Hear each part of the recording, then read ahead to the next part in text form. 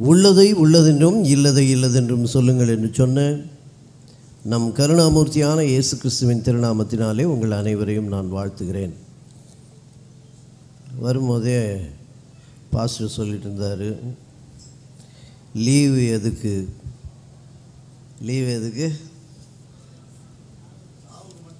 அதான் அது வந்து லீவுன்னா என்ன சொல்கிறான், ஹீ லெஃப்ட் த வேர்ல்டு, உலகத்தை லீவு பண்ணுறாரு.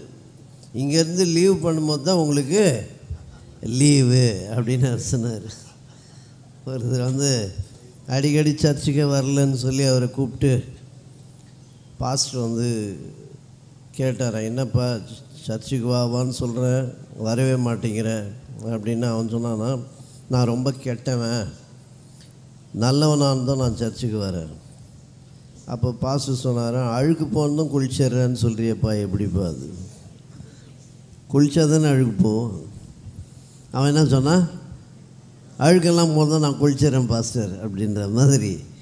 நாம் எப்பொழுது வர வேண்டும் அப்படின்னு சொன்னால், நீ எப்பொழுது உனக்கு உடல்நிலை சரியில்லையோ, எப்பொழுது உனக்கு மனநிலை சரியில்லையோ, எப்பொழுது உனக்கு பாரம், எப்பொழுது உனக்கு சஞ்சலம், எப்பொழுது உனக்கு, அப்பொழுதெல்லாம் நீ எங்கே வர வேண்டும் என்றால் அவருடைய சமூகத்திற்கு வர வேண்டும். ஹாஸ்பிட்டலில் இருந்தால் கூட நீ வந்து ஆன்லைனில் பார்க்கலாம். இப்போ என்ன இப்போ வச்சுனாக்கா வீட்டில் இருந்தே ஆன்லைனில் பார்க்குறேன். இந்த ஆன்லைனில் பார்க்குறவங்களெல்லாம் வந்து அவங்களுக்கு இன்னும் கொரோனா போகலன்னு அர்த்தம். இந்த ஆன்லைனில் பார்க்குறவங்கெல்லாம் என்ன ஆவாங்க தெரியுமா, இந்த ஆன்லைனில் சர்வீஸ் அட்டன் பண்ணிங்கனாக்கா பரலோகமும் உங்களுக்கு டிவிலேயே காட்டுவாங்க. ஆன்லைனில் அந்த டிவி எங்கே இருக்குன்னா நரகத்தில் இருக்கும். ஹல்லேலூயா. அதனால் நம்ம என்ன பண்ணக்கூடாது, இந்த ஆன்லைன்லாம் கிடையாது, நம்ம எப்பொழுதுமே ஆஃப்லைன். ஹல்லேலூயா. எப்பொழுதுமே நேரடியாக அவரிடத்திலே நாம் வருகிறோம். இந்த நாளிலே உங்களோடு நான் பகிர்ந்து கொண்டு வந்த காரியம் நாகமானை பற்றி நம்ம பார்க்கலாம். 2 ராஜாக்கள் 5ஆம் அதிகாரத்திலே நாம் பார்க்கலாம். இந்த நாகமானை குறித்த அநேக காரியங்களை அறிந்து கொள்ள முடியும். இந்த நாகமானுடைய வாழ்வில் நடந்த அந்த நிகழ்ச்சி நமக்கு அது பேருதவியாக இருக்கும். அதில் முதல்ல வந்து 5 விதமான ஊழியர்கள் என்பதை நாம் பார்க்கலாம். அதில் 5 விதமான ஊழியர்கள். அடுத்து 4 விதமான அற்புதம். 5 விதமான ஊழியர்கள் என்று பார்க்கும்போது யாரெல்லாம் பாருங்கள். முதலில் நாகமான் ராஜாவின் ஊழியன்.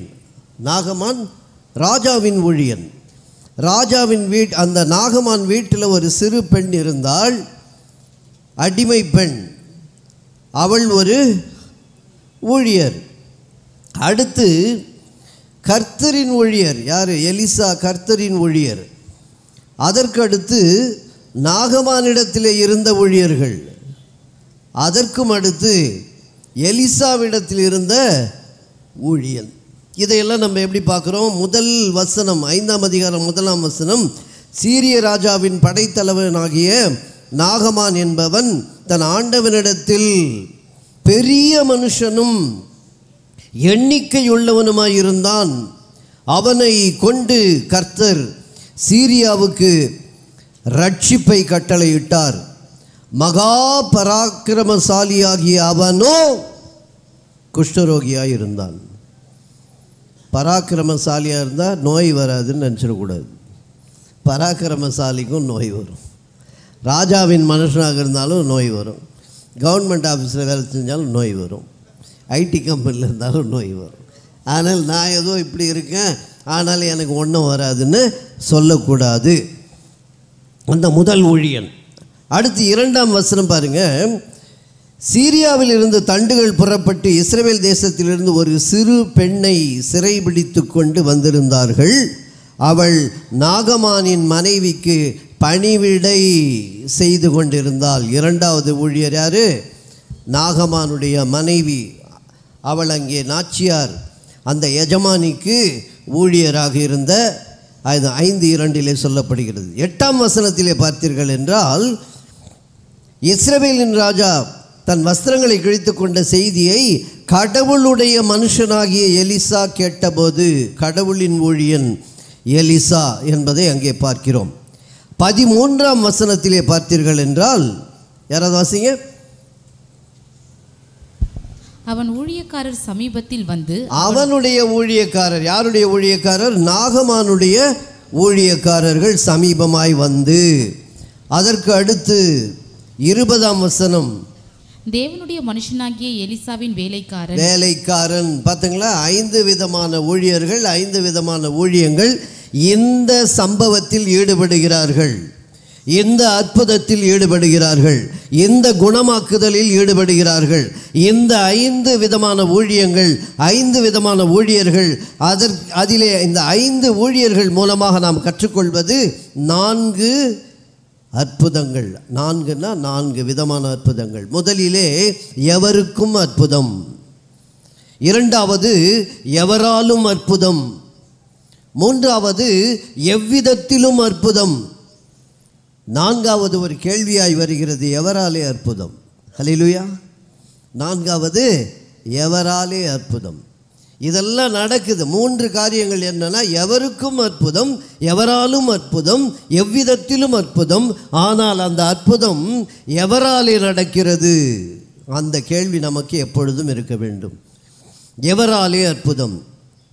5:1 நாகமான், எவருக்கும் அற்புதம், நாகமானுக்கும் அங்கே அற்புதம் நடக்கிறது.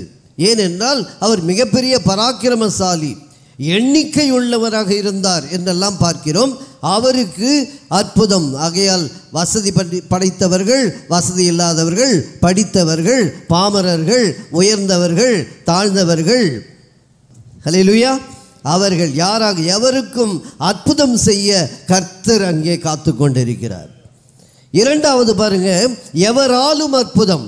ஏனென்றால் 2ஆம் வசனத்திலே பார்க்கிறோம், ஒரு சிறு பெண்ணை கொண்டு இந்த அற்புதம் தொடங்குகிறது.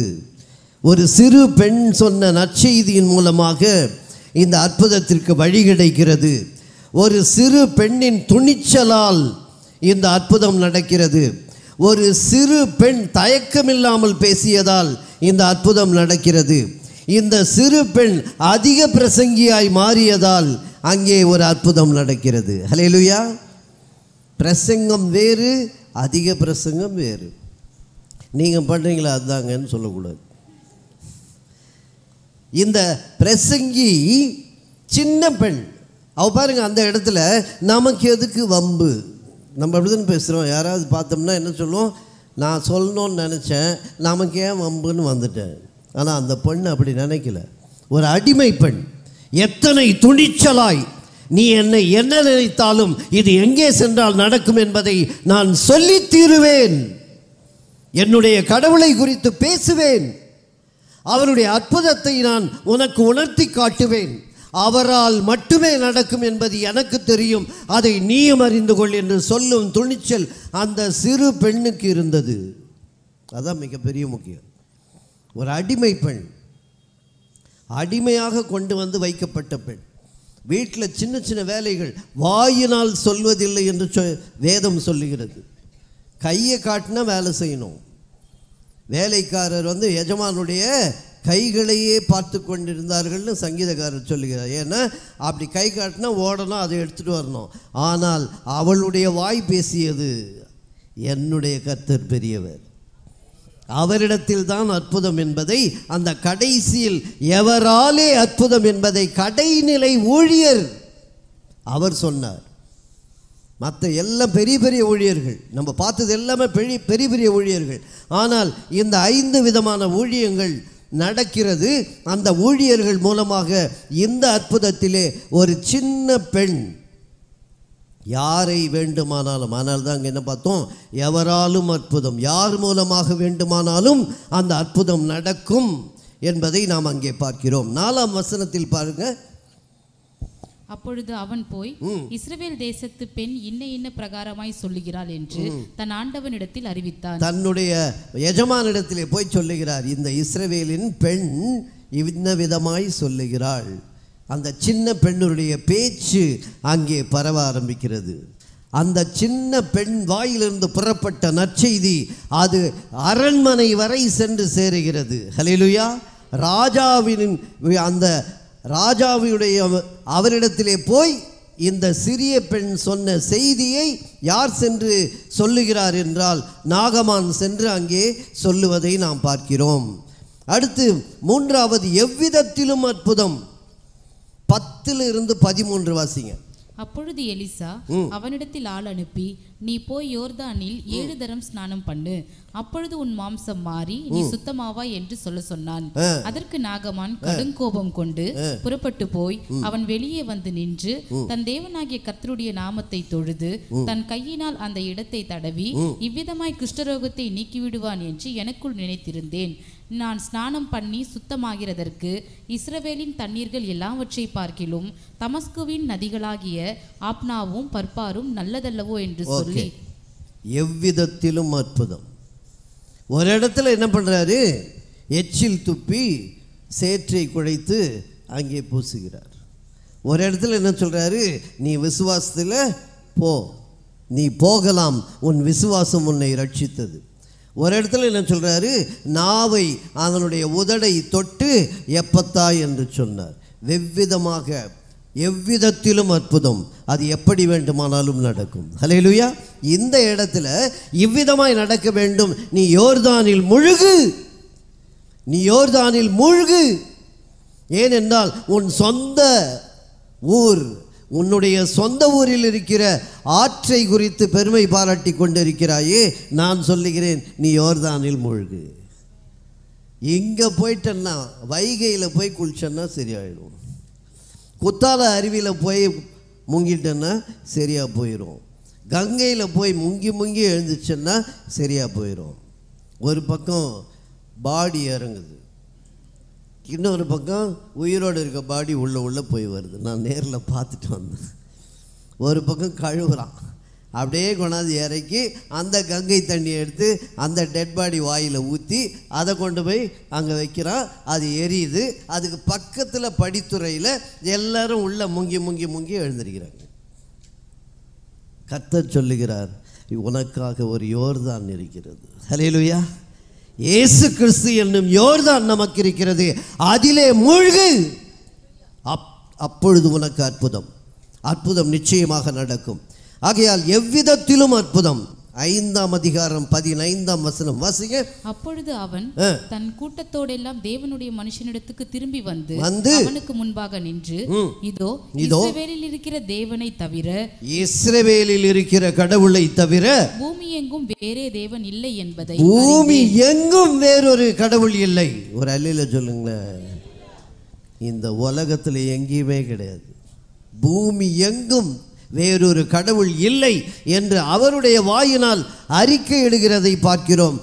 முதல்ல எவருக்கும் அற்புதம், for every one, miracle for every one. எவராலும் அற்புதம். Will use every one, any one will use any one. முதல்ல வந்து ஃபார் எனி ஒன், ரெண்டாவது வில் யூஸ் எனி ஒன், மூன்றாவது பை எனிவே, எவ்விதத்திலும், நான்காவது பை ஹிம் அலோன், அவரால் மட்டுமே அற்புதம். ஹல்லேலூயா.